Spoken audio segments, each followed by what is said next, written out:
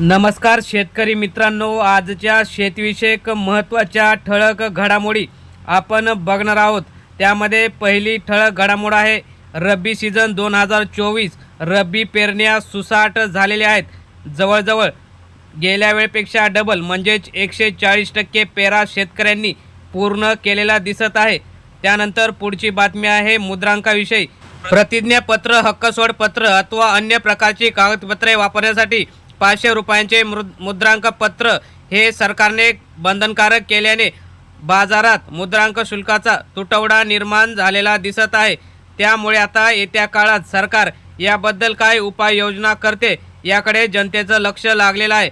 पुढील महत्त्वाची बातमी आहे हमी भावाने 11,000 क्विंटल सोयाबीनची खरेदी। किमान आधारभूत किंमत खरेदी म्हणजे सोयाबीन MSP खरेदी योजनेत हमी भावाने 11,000 क्विंटलची खरेदी झालेली आहे। पुढील बातमी आहे ऊसतोड कामगार हा निवडणुकांच्या पासून म्हणजेच मतदानापासून वंचित राहिलेला दिसत आहे। त्यामुळे याचा अनेक राजकीय पक्षांना फटका बसलेला दिसत आहे व साखर कारखाने अनेक ठिकाणी चालू झाल्यामुळे अनेक ठिकाणी हे मतदार गेलेले दिसत आहेत। तर मित्रांनो, ह्या होत्या आजच्या महत्त्वाच्या शेतीविषयक बातम्या। धन्यवाद। जय जवान जय किसान।